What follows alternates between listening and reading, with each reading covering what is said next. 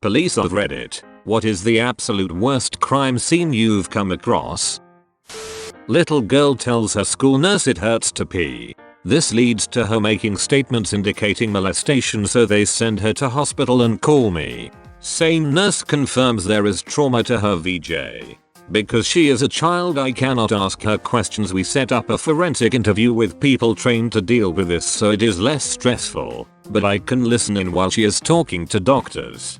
I hear her say, when I'm bad mommy and uncle bad touch, name changed for privacy, stick fingers inside me. So now I go find mum, expecting to hear complete denial. Nope. She tells me as a form of punishment she inserts fingers into her 5-year-old's VJ. Her brother, who lives with her, does it also. I wish I was making this up.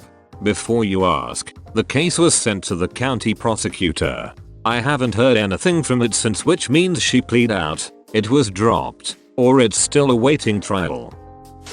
Didn't see firsthand, but saw some of the scene photos. 23-year-old guy was babysitting girlfriend's daughter while she was at work. The guy got drunk and sexually assaulted the little girl. She was less than a year old. The guy apparently realized how horrible he was immediately after, because he put a bullet through his head. The mother came home from work to find her bloody baby in the boyfriend's lap with the contents of his head sprayed all over the baby and entryway. The little girl lived, but was in critical condition for weeks.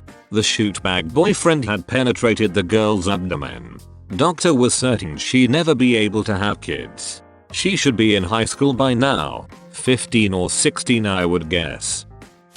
I've seen some pretty gruesome murders and accidents. Saw a woman stabbed over 50 times. A guy whose head was completely caved in by his steering wheel. Plenty of suicides via shotgun to the mouth. The one that stands out to me the most wasn't fatal, and it wasn't even that gruesome. Some guy got high on PCP and thought everyone was a demon. An older woman, early 60s woman, was driving by and he decided to fight her. Pulled her out of her car and pummeled her face. Knocked her teeth out. Bruised her face real good, gave her brain damage. She was conscious throughout the entire ordeal and I was the first on scene. It shocked me, because she was minding her own business when this a-hole decided to ruin her life. It was random and unprovoked. If I'm not mistaken, she had to quit her job due to memory issues from the brain injury. On top of that, we had to fight the guy for a good 3 minutes until we got him into custody. He was a big guy and got roughed up pretty good, but he was feeling no pain at all. My taser had absolutely no effect. We only got him into cuffs when 6 officers held him down and pulled his arms into place. He then proceeded to spit blood on us. An older co-worker told me this one. A man lived in an apartment with his 3 kids and wife. He goes to work and comes home at night. When one of his kids comes up to him and says, "I saw mommy kissing the neighbor's pee-pee," he slit each of his children's throats while they slept and cut his wife's head off. Left it on the kitchen table and smoked a cigarette calmly after calling 911 on himself. Said seeing the kids in their beds covered with open throats covered in blood fricked him up for a long time. I know a guy who is a jail guard, and he also worked in TBS. Dutch equivalent of jail for people with severe mental health problems. There was this schizophrenic guy who was convinced he was a dog. Now that might just sound sad and pathetic, but the guy actually bit someone in the throat and shredded his jugular. He tried to do it in jail as well, and he now has to wear a muzzle 24/7. A guy high on dust aka PCP went over to his adult sister's house right before they left for a family birthday party. As the family is packing the car up, the guy remains behind in his 7-year-old niece's bedroom still high on dust. His niece forgets something in her room and runs back upstairs into the apartment. As soon as she reaches the apartment, she hears a gunshot. She walks into her room and sees her uncle proned out on the floor bleeding profusely from the back of his head. Brains all over her bedroom wall. Family calls 911. I show up, walk in, and assume the guy is dead by lack of movement and loss of blood. Find the gun, make it safe, and out of nowhere hear a huge deep breath and see the guy's chest moving. With half of his brain blown apart, the guy was still alive for at least 10 minutes, but unresponsive. Medics transported to hospital where he died, but donated his organs. In the end, it's a little girl who will live with that picture of her uncle for the rest of her life. It would be nice if you could take every kid out of every bad situation so they have a fighting chance to live a normal life. Not a cop, but I did body removals for the private ambulance company I worked at. We got a call at 4 AM and our dispatcher asked us if we had 2 body bags. We did. We got there and the gist of it was that it was a double sexual assault homicide of 2 elderly women in their 70s. One was found with her pants around her ankles in one room, and the other was found in the bedroom down the hall with her hands pinned above her head underneath the bed frame. I have no idea if they ever caught the guy. I just pick up the bodies and take them to the morgue. Pretty messed up though. Not police, but my father was a detective in the middle of his career. He told me of a crime scene where someone had hacked up his wife's head with an axe. When they went in, the family's dog was licking up blood and brain matter.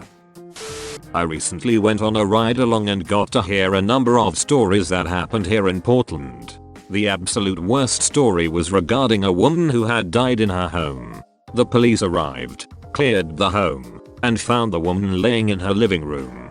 The neighbors hadn't seen her for a while, so they believed she had been there for a number of days. She also had a dog, and when the dog got hungry, it started to eat her face. Her cheeks were gone, skin around her neck and forehead. They started their regular procedures when Mike, the cop I rode along with, thought he heard something and examined her closer. She was breathing. It was faint, but she was absolutely breathing. A stroke, or some sort of brain aneurysm had paralyzed her and taken her speech. She had to lay there and literally have her face eaten off her by a dog she couldn't feed. She died later in the ICU.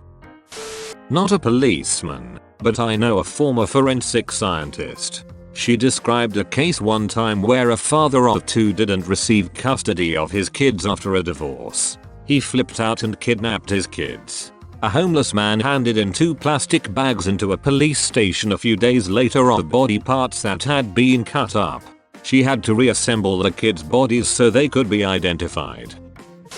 Not a cop, but I am in college to become one. One of my professors at the time worked homicide as a lieutenant at the precinct and brought in crime scene photos all the time to show us on the projector. One was of this 17-year-old kid who'd had his head caved in on the early 2000s. It was a pretty big case at the time in Philadelphia. He worked construction part-time and walked home every Friday with a couple $100 in cash for his pay. His best friends, 1 girl and 2 guys, all in the 16-18 range, wanted to make a quick buck.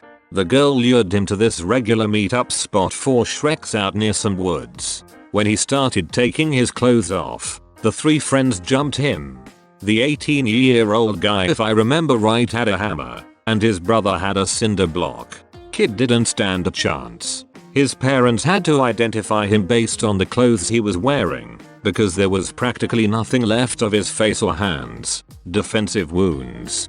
The brother got tried as an adult and got 25 to life. The 18-year-old got life. The girl got 15 for ratting out the other 2.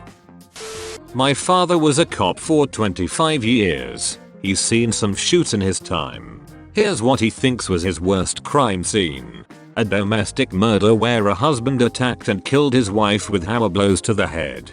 She was discovered by her children, ages 4 and 7, who told their neighbors, who called the police. He was found on an industrial estate nearby, in his car, having expired through breathing exhaust fumes. Worst accident scene. A 7.5-ton goods vehicle lost control on a motorway, crossed all 3 lanes, went through the central reservation, hitting several vehicles on the opposite carriageway. One of these vehicles was a Mercedes Sprinter van. The impact flattened the Mercedes from the driver's side across the vehicle's back. The passenger walked away with a minor head injury. The driver's body had been stretched to approximately 9 feet long due to the impact force. The occupants of the 7.5 tonner were both dead. the impact being on front driver's side corner diagonally across the cab. The driver was decapitated from his chin up. The passenger was decapitated from the middle of her nose up. Extracting the remains was an interesting experience. I have two, but both not crime scenes. First, decapitated body in a one vehicle RTC in Concert Co, Durham, England. Crashed into a stone wall and overturned, somehow decapitating the driver. Second was a sudden death. In a flat, the occupants in the downstairs flat complained of a leaking drain from upstairs. Turned out the person upstairs had died, rolled out of bed, and was decomposing on the floor.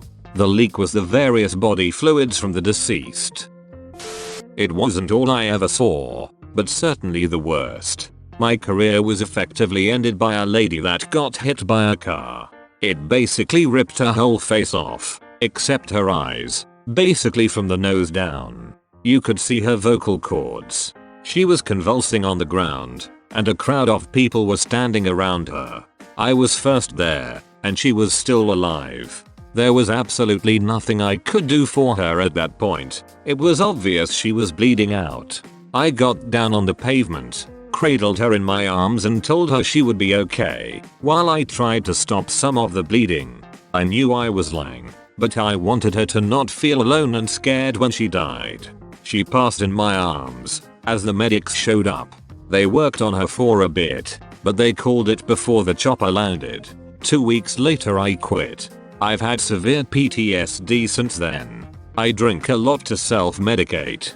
I go to therapy. I've lost almost all of my friends and several jobs. I take pills every day for depression. Sorry for the vivid description, but you asked.